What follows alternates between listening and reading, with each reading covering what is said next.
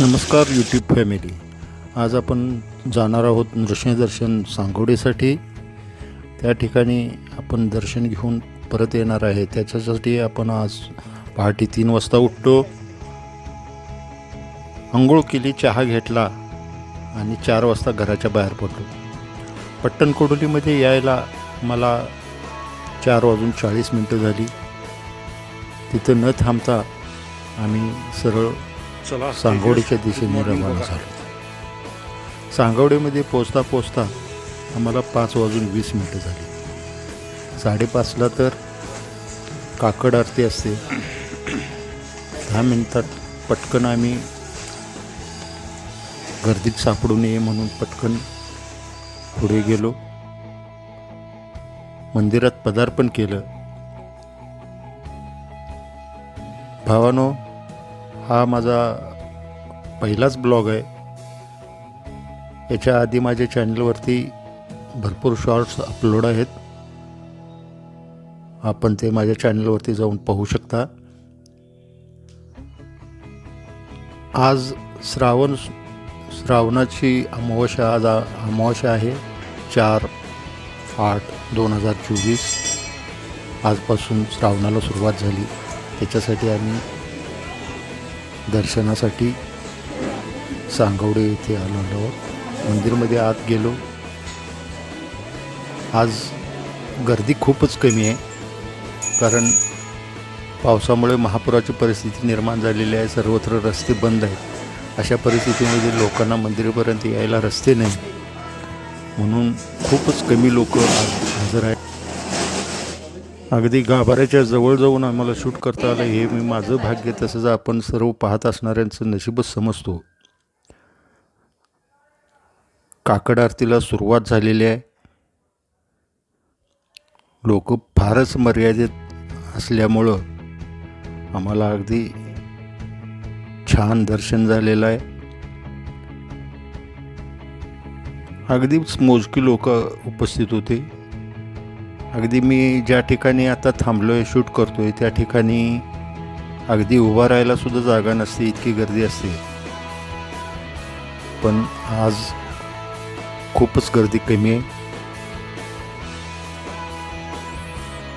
आम्ही आरती केली, दर्शन घेतलं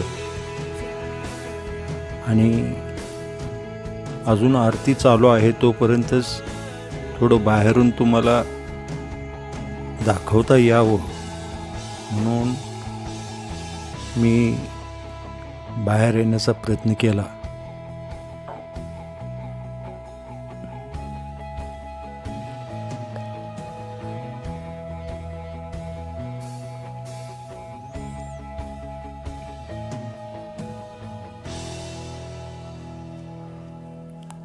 या अगदी मोजकी खूप कमी लोक आहेत आज.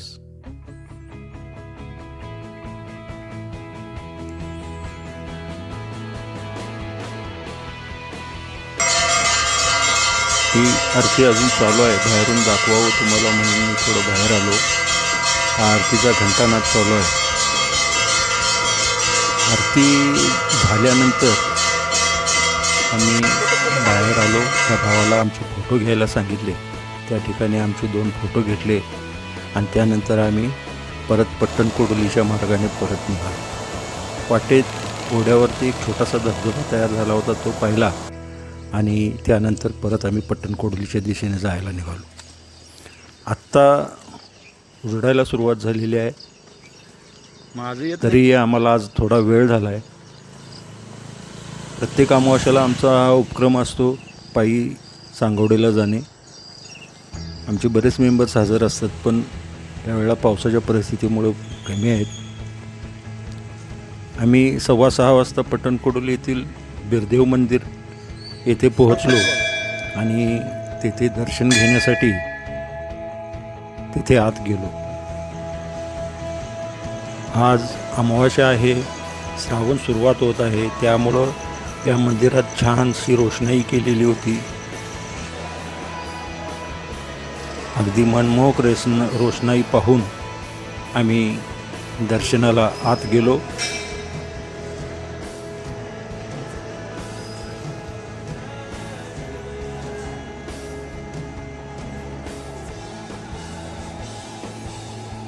दर्शन घेतलं.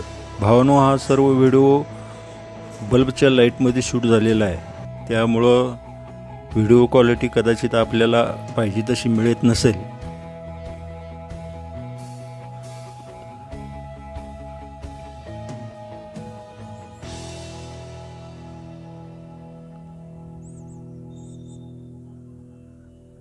येथेही आज गर्दी कमी असल्यामुळं आम्हाला येथेही छान दर्शन झालं.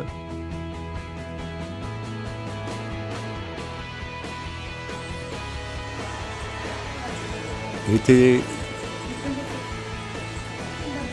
दर्शन घेतलं आणि बाहेर येता येता या मंदिराच्या हॉलमध्येच आज या अमावास्येचा प्रसंग साधून जगाचा मालक या शीर्षकाखाली एक खूप छान असा देखावा उभा केलेला आहे. तो देखावा आम्ही पाहिला.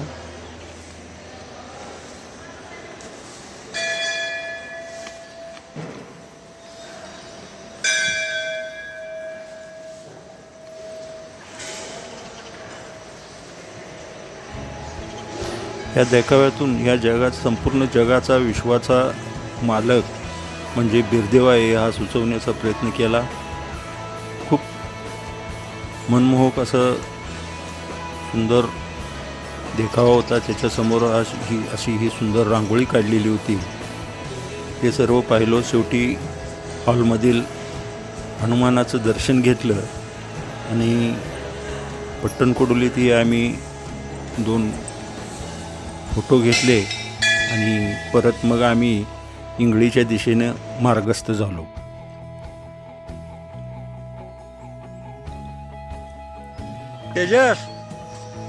वाटेत रावसाहेब पिराई त्यांचे चिरंजीव तेजस पिराई यांना निरोप दिला आणि मग आम्ही आमच्या इंगळीच्या मार्गाला लागलो.